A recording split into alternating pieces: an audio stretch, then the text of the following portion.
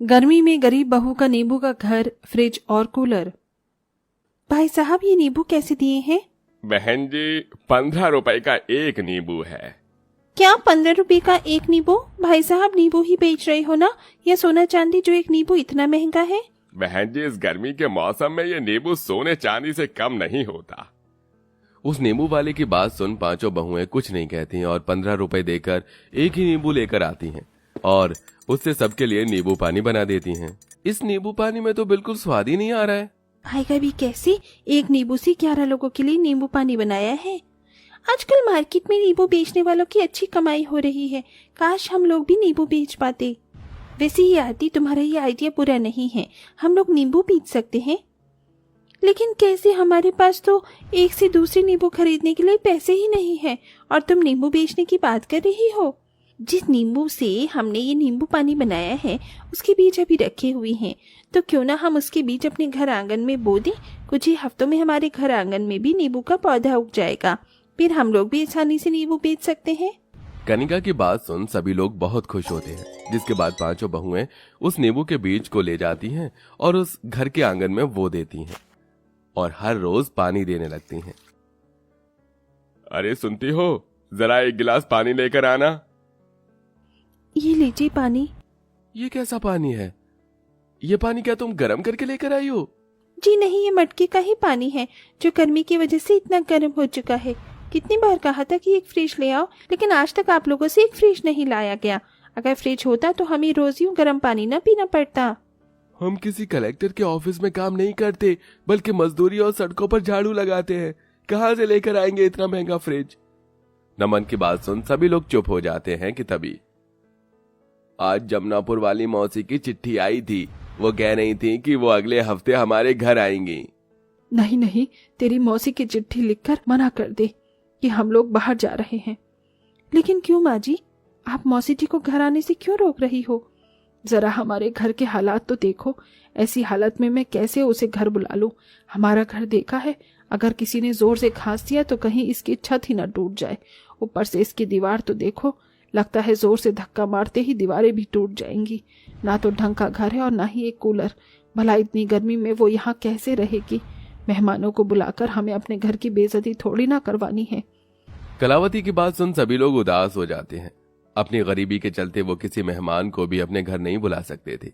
ऐसे ही समय गुजरने लगता है और अब पांचों बहू ने जो नींबू का बीज बोया था उसमें से नींबू का पौधा उगाया था, जिसके अंदर अब नींबू भी आ गए थे। ये नींबू तो काफी अच्छे हैं, लेकिन ये तो बहुत कम है। इन्हें बेचकर हम लोग क्या ही पैसे कमाएंगे?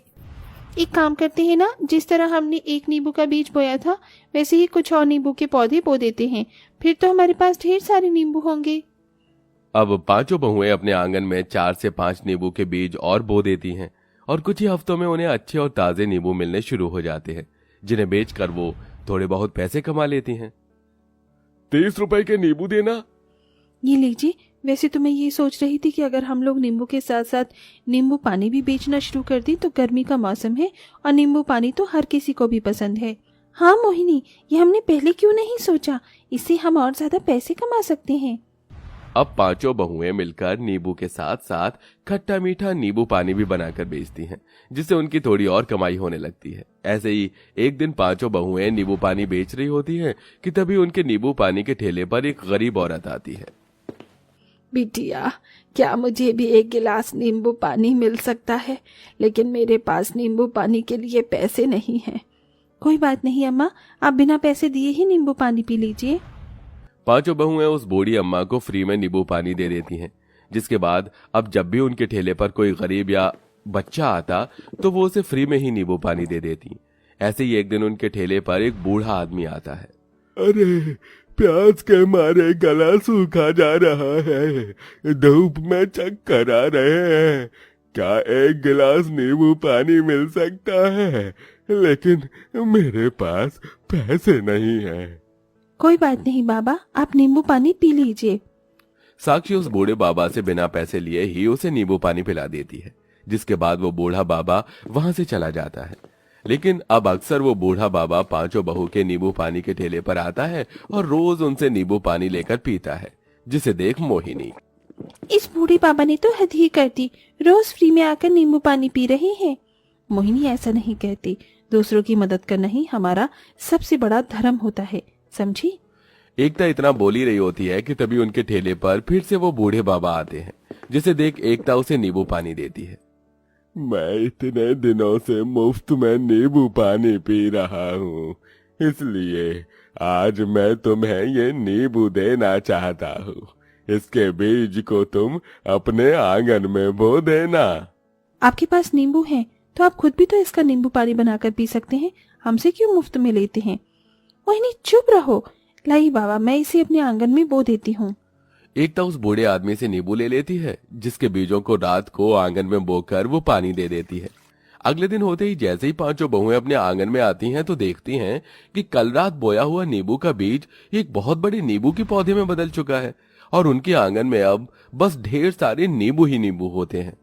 हे भगवान, ये क्या, हमने कल रात को ही तो पौधे बोए था और आज सुबह इसमें इतने सारे नींबू आ गए। साक्षी इतना कह रही होती है कि तभी उसे पौधे में से कुछ नींबू सुनहरी रोशनी के साथ चमकते हैं और उनकी आंख नाक भी निकल आती है। हम जादुई नींबू हैं, इसलिए।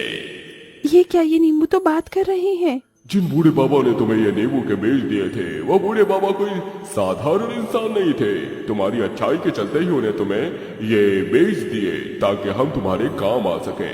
हम जादुई हैं तो हम कुछ भी बना सकती हो हमसे, तुम समझे।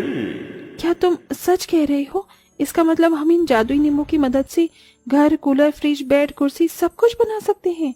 हाँ, क्यों नहीं। उन जादुई नींबू की बात सुन पांचों बहुएं अब बहुत ज्यादा खुश होती हैं और जिसके बाद अब जादुई नींबू की मदद से वो सबसे पहले अपने घर की मरम्मत करके उस टूटे फूटे घर को नींबू के घर में बदल देती हैं। जिसके बाद अब वो नींबू से फ्रिज बनाती हैं और साथ ही साथ कूलर और इसी के साथ घर में इस्तेमाल होने वाले काफी सारे सामान भी बनाती हैं।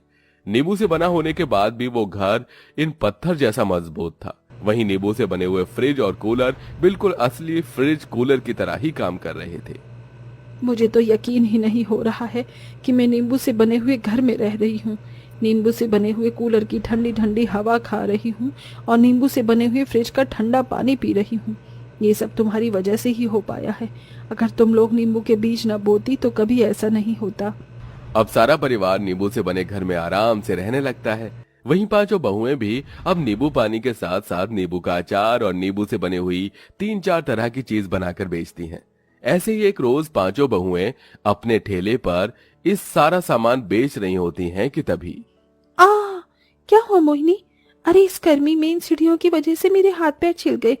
देखो कैसे गर्दन के पास भी खमौरियां हो गई हैं। मेरी भी कुछ ऐसी ही हालत है। गर्मी में पांचों बहुएं अपनी साड़ी को लेकर काफी ज्यादा परेशान होती हैं कि तभी एकता के दिमाग में एक ख्याल आता है। मैं सोच रही थी कि क्यों ना हम लोग अपने लिए नींबू से साड़ी बनाए। तुमने देखा नहीं नींबू से बना हुआ घर हमारा कितना ठंडा रहता है। अगर हम लोग नींबू से साड़ियां बनाएंगे तो हमें ना ही तो गर्मी लगेगी और ना ही कोई परेशानी होगी। एकता की बात सुन चारों बहुएं पहले तो हंसती हैं, फिर उन्हें भी एकता का आइडिया काफी ज्यादा पसंद आता है। जिसके बाद अब पांचों बहुएं मिलकर उन जादुई नींबू की मदद से अपने लिए नींबू की साड़ियां बनाती हैं, जिन्हें पहनकर उन्हें बिल्कुल भी गर्मी नहीं लगती। इन नींबू की साड़ियों को पहनकर तो बिल्कुल गर्मी नहीं लग रही है। ऐसा लग रहा है कि जैसे मैं बर्फ के घर के अंदर बैठी हूँ। इतनी ठंडक महसूस हो रही है मुझे। आखिरकार हमारी सारी परेशानियां दूर हो गई। घर, कूलर, फ्रिज, कपड़े, सब चीज को लेकर। हे भगवान, तेरा लाख लाख शुक्र है। आज मुझे यकीन हो गया कि भगवान के घर देर है, अंधेर नहीं। अब पांचों बहुएं उन जादुई नींबू को बाहर के शहरों और गांवों में आधे दामों में सप्लाई करती हैं, जिससे अब हर कोई उनसे ही नींबू खरीदता है और अब धीरे धीरे उनकी फाइनेंशियल कंडीशन भी ठीक होने लगती है।